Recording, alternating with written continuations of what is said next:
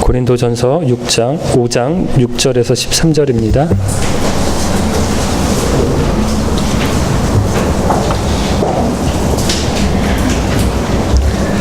고린도전서 5장 6절부터 13절 말씀입니다.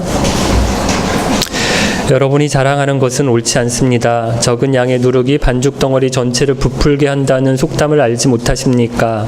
여러분은 새 반죽이 되기 위해 묵은 누룩을 없애버려야 합니다. 유월절 어린양 이신 그리스도께서 죽으셨으므로 사실 여러분은 누룩이 들어있지 않은 새 반죽이 되었습니다.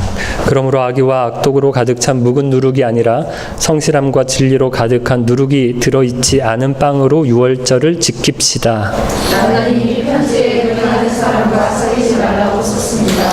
내 말은 음행하거나 탐욕스럽거나 속이거나 우상 숭배하는 이 세상 사람들과 전혀 어울리지 말라는 의미가 아닙니다. 그러려면 이 세상 밖으로 나가야 합니다.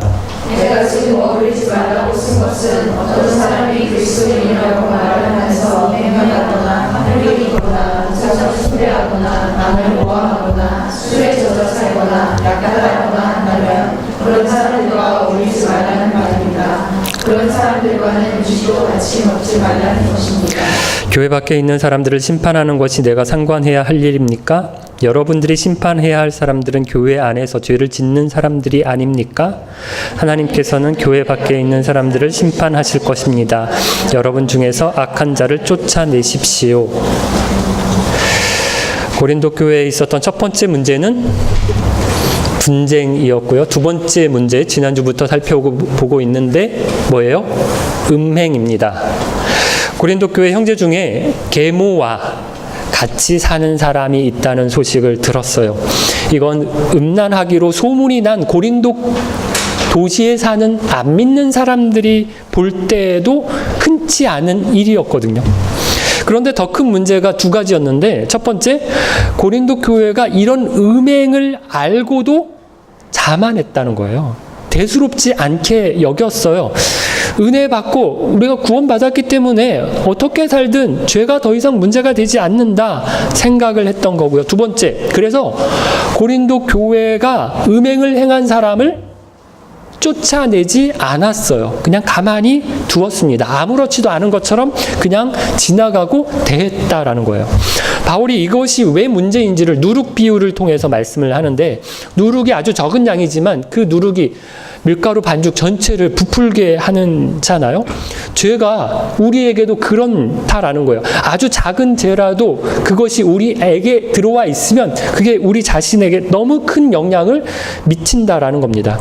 구약에 나오는 절기 중에 제일 중요한 절기가 유월절인데요. 유월절은 어떤 절기입니까? 하나님께서 이스라엘 백성들을 이집트에서 구원하셨다라는 것을 기념하는 절기예요.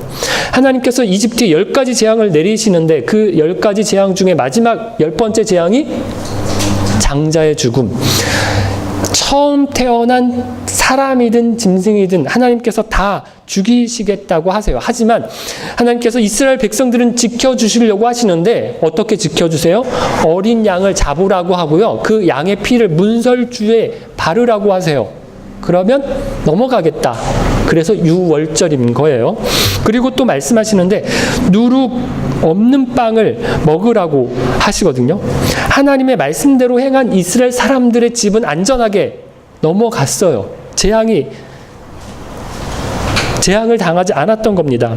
근데 하나님께서 율법에 이 유월절 절기를 기록을 하셔서 이스라엘에게 이 유월절을 지키라고 얘기하신 거예요. 첫 번째 유월절만 지킨 것이 아니라 해마다 이스라엘 백성들이 이 유월절 절기에 무교병을, 누룩 없는 빵을 일주일 동안 유월절 기간 동안에 먹으면서 하나님께서 하신 일, 우리 조상들을 구원하신 일을 기억하도록 하신 겁니다. 그런데 신약시대에 와서 예수님이 이 유월절을 새롭게 하시는데 자신이 유월절의 어린 양이 되셨다라고 얘기를 하거든요.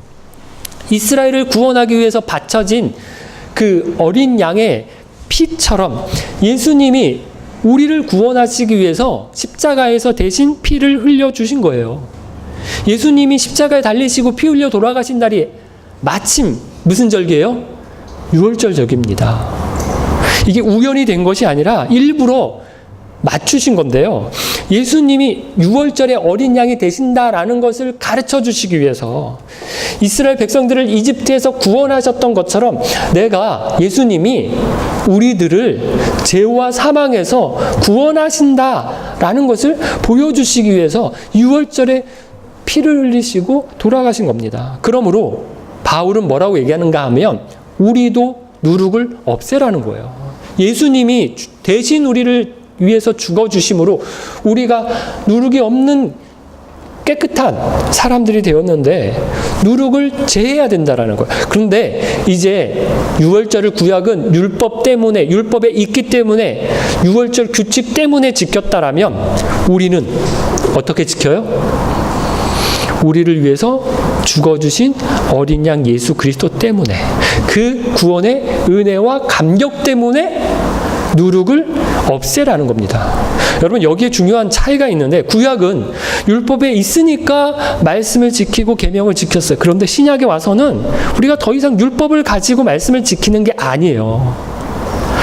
바울은 누룩을 죄에 비유를 하는데, 우리가 죄를 버려야 되고요, 제거해야 될 이유가 율법에 있는 6월절 절기 때문이 아니에요.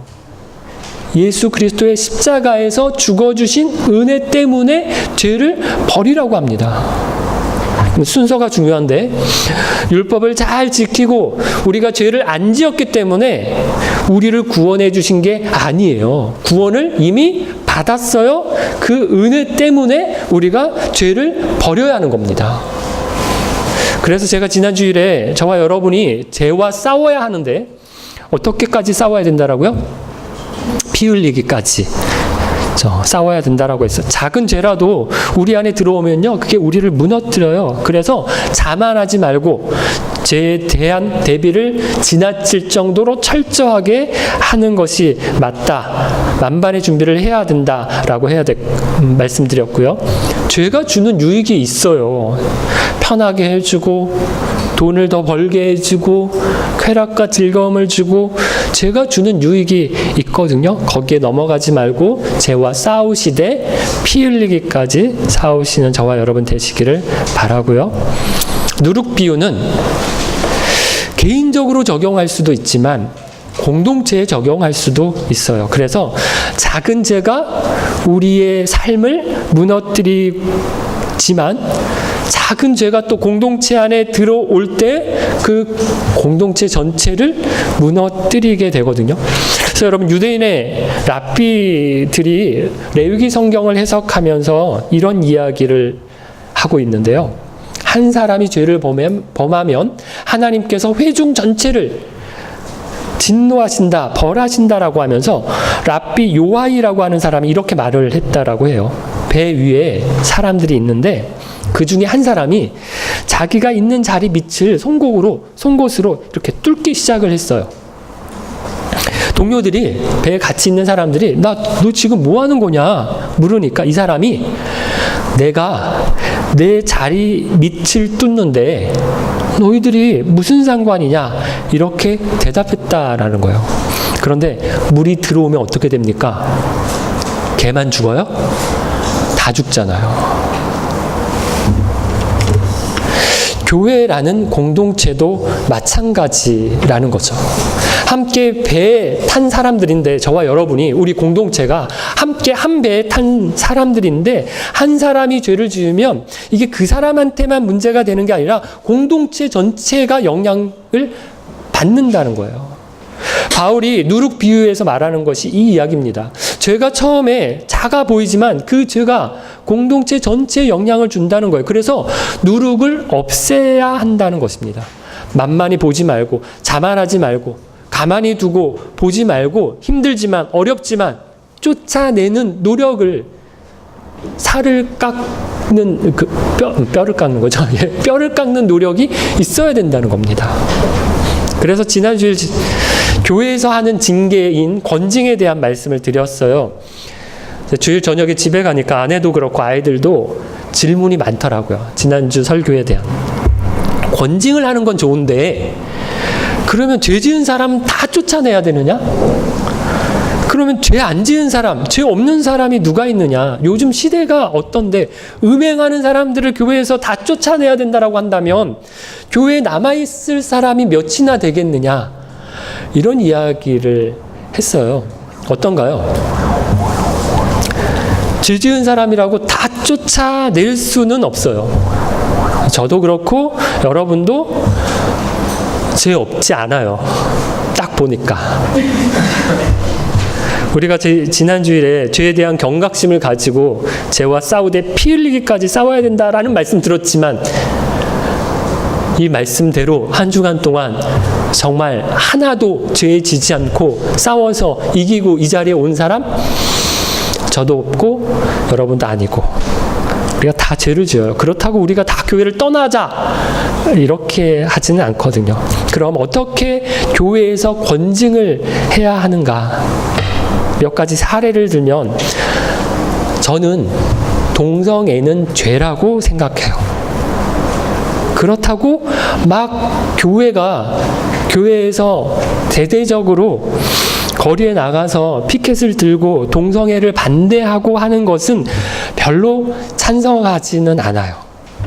선천적으로 동성애적 기질을 가지고 태어난 사람이 있을 수도 있고 아직 정확한 과학적 이야기가 나오진 않았지만 최근에는 또 성소수자라고 해서 인권의 문제로 다루어지고 있기 때문에 교회가 대놓고 동성애 문제를 반대하는 건 반인권적인 것으로 보여질 수 있기 때문에 이게 좋은 접근은 아니라고 생각해요. 그러면 우리 교회에 동성애자가 왔어요. 동성애자라는 것을 알았어요. 저는 처음부터 그분을 교회에 못 오게 하는 것은 아니라고 생각해요. 동성애자시네요? 우리 교회는 못 오십니다. 나가세요. 이렇게 하는 건 아니다라고 봐요. 말씀으로 교제하면서 시간을 가지고 그 문제를 천천히 접근해 가야 한다고 봅니다. 하지만 그분이 교회 안에서 중요한 직분을 갖거나 역할을 하는 것에 있어서는 맡기지 않는 것이 저는 좋다고 봅니다. 조금 또 극단적인 얘기는 하지만 살인에 대해서도 보면 교인 중에 사람을 죽이고 감옥에 들어갔어요. 그렇다고 다 징계를 해야 하느냐? 아니에요. 자동차 사고를 내서 사람을 치어서 죽였어요. 이분이 술 먹고 음주운전을 하다가 사고를 낸 것도 아니고 실수로 사람을 치어서 죽였어요. 그러면 우리가 그 사람을 징계하는 건 어떤가요? 교회가. 당신 사람 죽였으니까 우리가 징계하겠다. 감옥 가 있는 분에게 그렇게 하면 아닌 거겠죠. 피해를 당한 유족들을 교회가 사고를 낸 사람을 대신해서 잘 위로해주고 또 사고를 낸 분도 잘 수습할 수 있도록 교회가 지원하고 기도해 주는 것이 필요하겠죠. 당신은 사람을 죽였으니까 교회에서 징계하겠다. 이렇게 하는 건 아닌 거죠. 하지만 교인 중에 어떤 분이 사람을 자주 죽여요. 어디 조폭에 들어가서 막 사람을 잘 죽이고 다녀요. 그러면 이런 사람은 어떻게 해야 돼요? 교회에서 징계해야죠. 사기도 마찬가지인데 어떤 교인이 사업을 하다가 부도를 냈어요. 그래서 돈을 빌려준 사람들에게 고소를 당해서 감옥에 갔다고 생각해 보세요. 그럼 이게 고의가 아니고 일부러 그런 게 아니라면 그걸 가지고 교회에서 당신을 치리하겠다. 이렇게 하면 안 된다고 생각해요. 하지만 사기꾼이에요. 사람들 돈을 상습적으로 떼어 먹어요. 그러면 교회에서 징계하는 게 낫다라는 거예요. 하나만 더 예를 들면 어떤 사람이 바람을 피워요. 그걸 교회에서 몇 사람이 알게 됐다면 바로 치리를 할 것이냐? 그럼 어떻게 생각하시나요? 계속 바람을 지속적으로 피우면 데려다가 권면하고 알아듣게 얘기하고 충분히 권면했는데도 안 되면 치리할 수는 있어요. 하지만 본인이 분명하게 실수와 죄를 고백하고 회개를 했고 그리고 가정에서도 그 부부가 서로 잘 용서를 받고 지나갔어요. 그러면 교회에서도 저는 굳이 그걸 다 들춰내서 까발려서 교회에서 누가 이런 일을 행했는데 잘 지나갔지만 뭐 이러면서 징계하는 건 아니라고 생각해요. 하지만 바람을 피운 사람이 일반 교인이 아니라 목사가 폈다고 하면 어떨까요?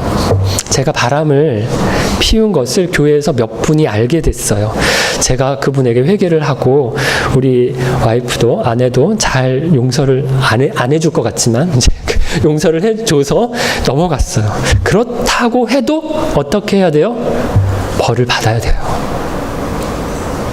징계하는 게 맞다고 생각을 해요. 무슨 말씀인가 하면 물론 지금 이건 교회의 공적인 논의가 있었던 건 아니지만 제 개인적인 판단이고 견해지만 무슨 말씀을 드리는가 하면 다 다르다라는 거예요. 사안에 따라서 사람에 따라서 다 다르지 이걸 일률적으로 다 똑같이 할 수 없어요. 그래서 5장에 나오는 바울의 말이 특정한 사건, 특정한 사람을 두고 이야기를 하는 겁니다. 음행을 행한 사람들을 다 쫓아내라는 말이 아니라 누구예요? 바울이 쫓아내라고 얘기하는 사람은 계모와 같이 사는 그 사람을 쫓아내야 된다라는 거예요.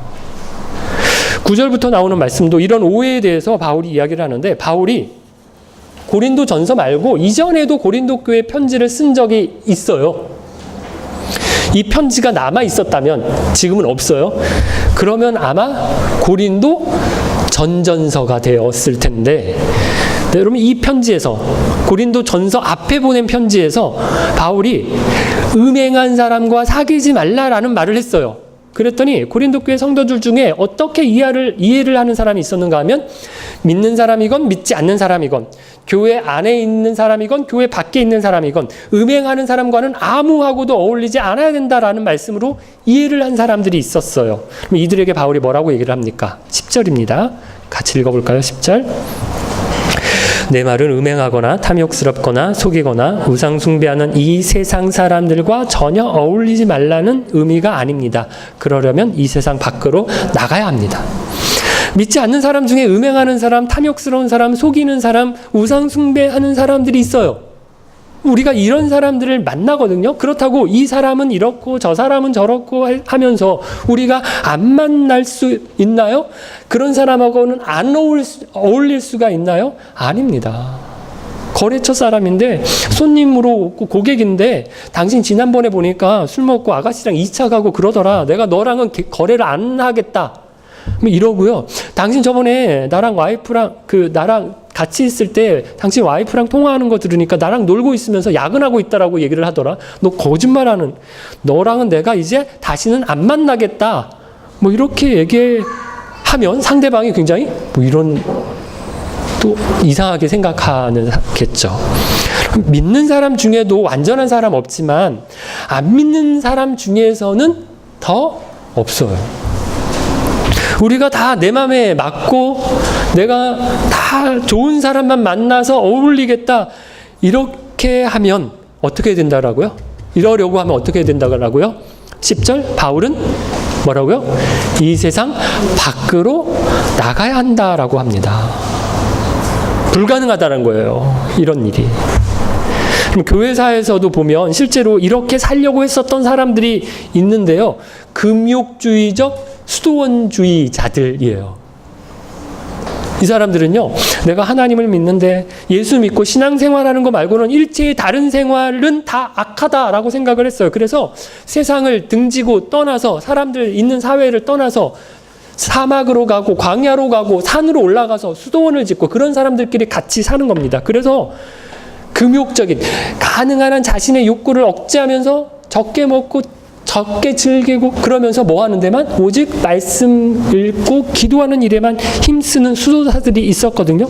우리가 다 이렇게 살 수도 없고요. 이렇게 사는 게 수도사들처럼 사는 게 잘 사는 것도 아니에요. 하나님은 우리에게 따로 살라고 하지 않으세요. 믿지 않는 사람들하고는 담을 쌓고 교회에서만 지내고 믿는 사람들하고만 어울리고 그렇게 살라고 하지 않으세요. 우리가 교회를 방주라고 자주 비유하는데요. 여러분 방주가 있는데 이게 물에 있으면 이렇게 풍랑도 있고 파도가 칠 수 있고 배에 물에 이게 배 밑이 썩을 수도 있고 위험하잖아요. 그래서 물 없는데 배가 있어요. 육지에. 배 역할 하는 거예요? 아니거든요. 하나님은 우리를 부르셔서 예수 믿게 해 주셨는데 예수 믿는 순간에 바로 안 데려가시고 여기 이 땅에 그냥 살게 해 주세요. 왜 그렇게 하실까요? 할 일이 있는 겁니다. 세상 가운데서 하나님을 나타내라고 두신 거예요. 그래서 예수 믿는 사람들이 우리끼리만 모여서 있으면 안 돼요. 안 믿는 사람들 사이에 들어가야 합니다. 들어가서 존재감을 드러내야 돼요. 내가 여기 있다. 예수 믿는 사람들은 이렇게 산다. 이런 걸 좀 드러내야 돼요. 그런데 반대로 예수 믿는 사람들이 선한 영향력을 끼치기보다 오히려 영향을 받아요. 믿지 않는 사람들에게 동화가 되어서 거의 같아지거든요. 교회에서는 이렇게 될까봐 아예 가지 말라고 하고요. 안 믿는 사람들은 만나지 말아야 된다라고 하는 데도 있거든요. 근데 아니에요. 일부러라도 시간을 내고 돈을 들여서라도 학생회도 좀 나가고 동문회도 한다고 그러면 좀 나가고 축구도 하고 발레도 하시고 그죠? 친구들도 만나고 해야 돼요. 우리 교회는 좀 너무 풀어주는 편이라 그게 좀 문제지만 한국 교회들을 보면요. 교회가 자꾸 교인들을 교회 안에만 붙들어 놓으려고 해요. 화요 기도 모임, 수요 기도회, 목요 전도, 금요 철야 기도회, 구역 예배, 남전도회, 여전도회, 성경 공부, 제자 훈련. 교회 모임이 너무 많아서 가정에도 소홀하고 사회생활도 못하게 해요. 여러분 이게 나쁘다라는 게 아니에요. 세상으로 나가야 되는데 믿지 않는 사람들을 만나야 하는데 그럴 수 없게 만드는 거예요. 이거 다 참석해야 좋은 교인이라고 얘기를 하니까 좋은 교인 되려고 교회에서 사는 거예요. 교회에서 은혜를 받고 예수 믿는 사람들하고 교제하면서 힘을 얻었어요. 그러면 세상에 믿지 않는 사람들 사이에서 그 능력을 나타내는 게 우리의 역할이에요. 배가 물이 무섭다고 물에 안 들어가고 육지에만 있어요? 배가 자기 역할을 안 하는 겁니다. 그러면 바울이 어울리지 말라고 한 사람은 누구인가 하면 11절인데 읽어볼게요. 11절. 내가 지금 어울리지 말라고 쓴 것은 어떤 사람이 그리스도인이라고 말은 하면서 음행하거나 탐욕이 있거나 우상을 숭배하거나 남을 모함하거나 술에 젖어 살거나 약탈하거나 한다면 그런 사람들과 어울리지 말라는 말입니다. 그런 사람들과는 음식도 같이 먹지 말라는 것입니다. 바울이 볼 때 어울리면 안 되는 사람들이 누군가요? 세상에 믿지 않는 악한 사람들이 아니에요. 이들하고는 어울릴 수 있어요. 하지만 교회 안에 악한 사람들, 그리스도인이라고 얘기를 하면서 음행하고 탐욕을 부리고 우상을 숭배하고 모함하고 술에 젖어 살고 남의 등을 쳐서 약탈하는 사람들하고는 어울리지 말라고 해요. 밥도 같이 먹지 말라고 합니다. 여러분, 바울이 어떻게 보면 지금 사람을 차별하는데요. 누구와 누구를 차별합니까? 교회 밖에 있는 사람들과 교회 안에 있는 사람들을 차별해요. 안 믿는 사람들과 믿는 사람들을 구별합니다. 그런데 누구에게 더 관대한가요? 교회 밖에 안 믿는 사람들에게 더 관대해요. 같은 짓을 저질렀어요. 나쁜 일을 같이 했어요. 근데 믿지 않는 사람들하고는 어울리라고 하면서 믿는 사람들이 그러면 어울리지 말아야 된다라고 하거든요. 우리가 볼 때는 그래도 교회 다니는 사람들하고 그 믿는 사람들인데 안 믿는 사람들보다는 더 나을 것 같아요. 그런데 바울은 반대로 이야기를 합니다. 이렇게 말하는 이유가 무엇인가 하면 12절, 13절입니다. 같이 읽겠습니다. 교회 밖에 있는 사람들을 심판하는 것이 내가 상관해야 할 일입니까? 여러분들이 심판해야 할 사람들은 교회 안에서 죄를 짓는 사람들이 아닙니까?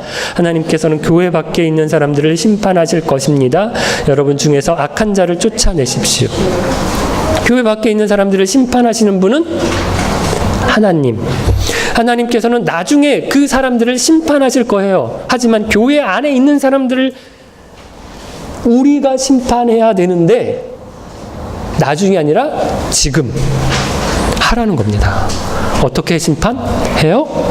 쫓아내라고 합니다. 다시 권징으로 돌아왔어요. 이게 수술 같은 거예요. 암세포가 발견이 되면 수술을 해서라도 제거해야 되잖아요. 놔두면 그게 전체로 퍼져서 우리 몸을 죽입니다. 쫓아내라는 말이 이런 의미예요. 제거해야 한다는 겁니다. 그래서 성경에 보면 성경 말씀이 안 믿는 사람들에게 주는 말씀인가요? 믿는 사람들에게 주는 말씀인가요?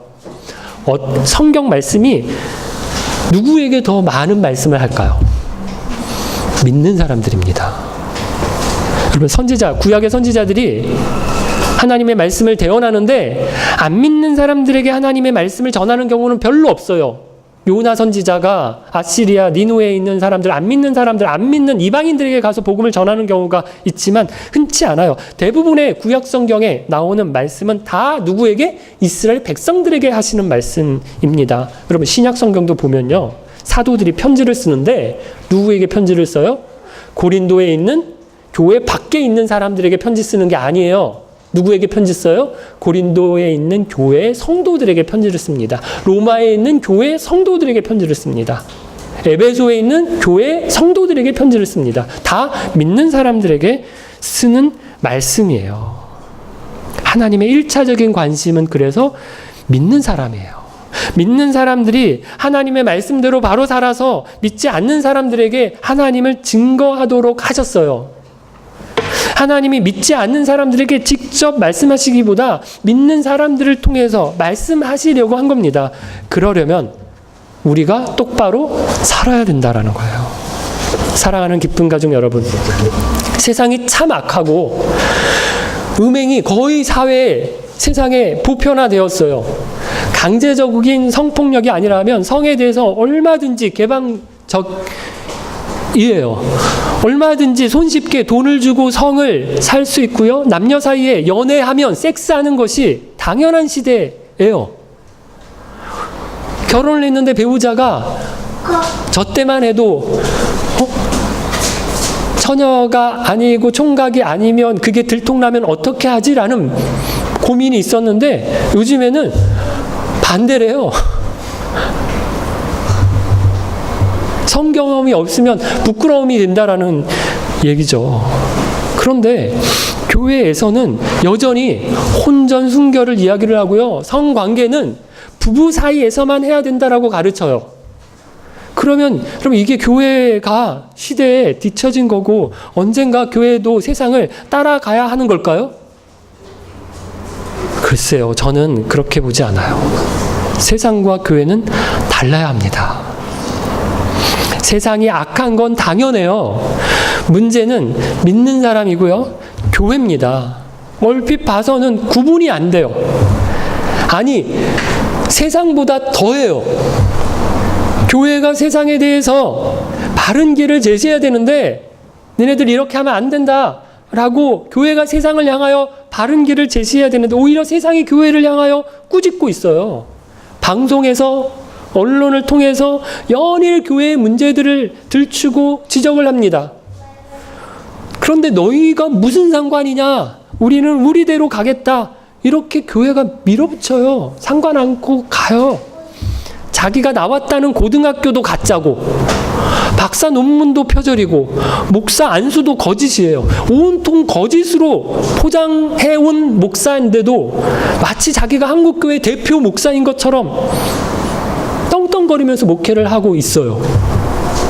아들에게 교회를 물려준 목사나 그 아들 목사나 세상이 우리를 핍박해도 앞으로 우리가 잘하면 된다, 이렇게 설교를 해요. 젊은 청년들을 여럿 성추행했다라고 하는 목사도, 재정을 억대를 횡령한 목사도 교회가 제대로 심판하지 못해요.